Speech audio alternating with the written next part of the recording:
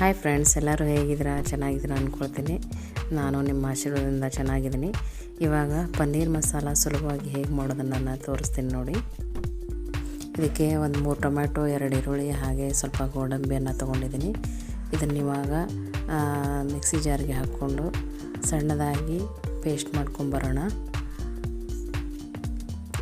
ಇದು ಎಷ್ಟು ಸ್ಮೂತಾಗಿ ಪೇಸ್ಟ್ ಮಾಡ್ತೀರೋ ಅಷ್ಟು ಚೆನ್ನಾಗಿ ಬರುತ್ತೆ ಗ್ರೇವಿ. ತುಂಬ ಸುಲಭವಾಗಿ ಮಾಡುವಂಥದ್ದು ಫ್ರೆಂಡ್ಸ್ ಇದು. ಈ ಟೊಮೆಟೊವನ್ನು ಸಹ ನಾವು ಚಿಕ್ಕದಾಗಿ ಕಟ್ ಮಾಡಿಕೊಂಡು ಇದಕ್ಕೆ ಸೇರಿಸ್ಕೊಳ್ಳೋಣ.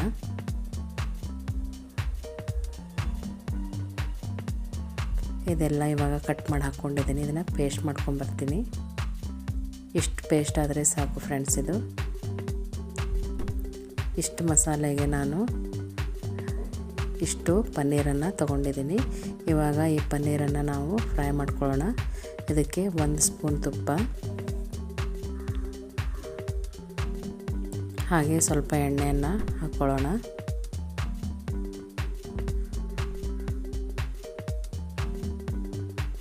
ಇವಾಗ ಇದಕ್ಕೆ ಸ್ವಲ್ಪ ಬಿಸಿ ಆದಮೇಲೆ ಪನ್ನೀರನ್ನ ಹಾಕ್ಕೊಂಡು ಫ್ರೈ ಮಾಡ್ಕೊಳ್ಳೋಣ ಫ್ರೆಂಡ್ಸ್. ಇದನ್ನು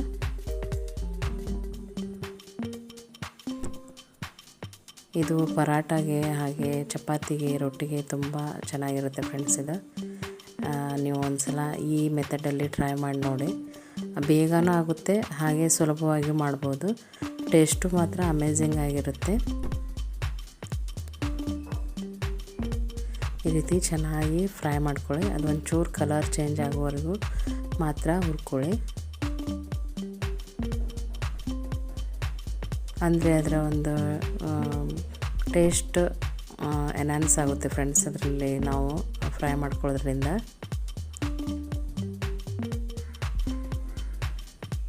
ಇಷ್ಟಾದರೆ ಸಾಕು. ಇವಾಗ ಸೈಡಲ್ಲಿ ತೆಗೆದಿಟ್ಕೊಳ್ಳೋಣ.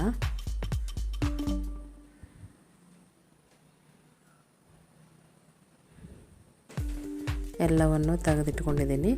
ಇವಾಗ ಇದಕ್ಕೆ 2 ಪಲಾವ್ ಎಲೆ ಹಾಗೆ ಚಕ್ಕೆ ಮತ್ತು ಚಕ್ರ ಮೊಗ್ಗು ಎಲ್ಲವನ್ನು ಮಸಾಲೆ ಸೇರಿಸಿ ಒಂದ್ಸಲ ಫ್ರೈ ಮಾಡ್ಕೊಳ್ಳೋಣ.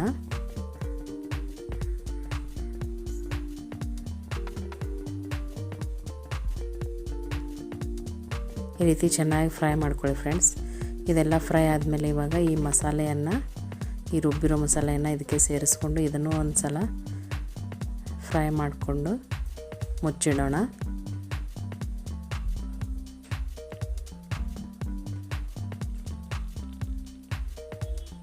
ಈ ರೀತಿ ಚೆನ್ನಾಗಿ ಫ್ರೈ ಮಾಡ್ಕೊಳ್ಳಿ ಫ್ರೆಂಡ್ಸ್. ಅದು ಸೈಡಲ್ಲೆಲ್ಲ ಎಣ್ಣೆ ಬಿಡೋವರೆಗೂ ಅದನ್ನು ಮುಚ್ಚಿಡೋಣ.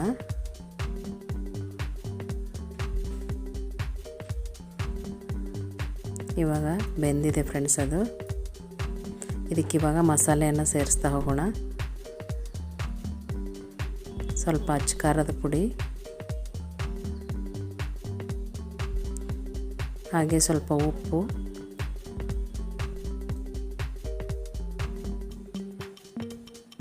ಹಾಗೆ ಸ್ವಲ್ಪ ಅರಿಶಿಣವನ್ನು ಸೇರಿಸೋಣ.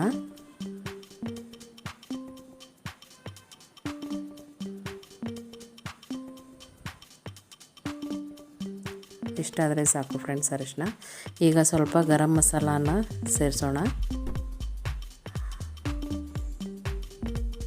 ಒಂದ್ಸಲ ಎಲ್ಲವನ್ನು ಮಿಕ್ಸ್ ಮಾಡ್ಕೊಳ್ಳಿ ಫ್ರೆಂಡ್ಸ್. ಇದನ್ನು ತುಂಬ ಸುಲಭ ಫ್ರೆಂಡ್ಸ್ ಇದು ಮಾಡೋದು. ಹಾಗೆ ನೀವು ಒಂದ್ಸಲ ಮನೇಲಿ ಟ್ರೈ ಮಾಡಿ ನೋಡಿ. ನನ್ನ ಮಗನಿಗಂತೂ ಫುಲ್ ಫೇವ್ರೇಟ್ ಇದು. ಈ ರೀತಿ ಚೆನ್ನಾಗಿ ಮಿಕ್ಸ್ ಮಾಡ್ಕೊಳ್ಳಿ. ಸಿಡಿತಾ ಇರುತ್ತೆ ಫ್ರೆಂಡ್ಸ್, ಹಾಗಾಗಿ ಹುಷಾರಿಂದ ಮಿಕ್ಸ್ ಮಾಡ್ಕೊಳ್ಳಿ.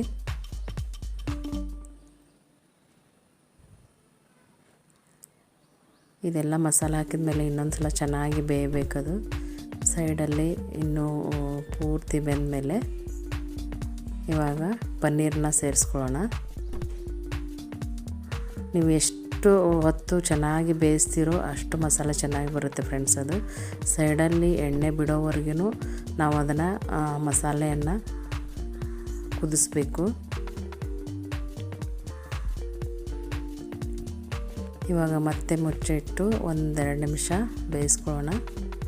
ಇವಾಗ ರೆಡಿಯಾಗಿದೆ ಫ್ರೆಂಡ್ಸ್ ಇದು ಪನ್ನೀರು. ನಿಮಗೆ ತೆಳುಬೇಕಂದ್ರೆ ಸ್ವಲ್ಪ ನೀರು ಸೇರಿಸ್ಕೋಬೋದು, ನಾನು ಸೇರಿಸ್ಕೊಂಡಿಲ್ಲ.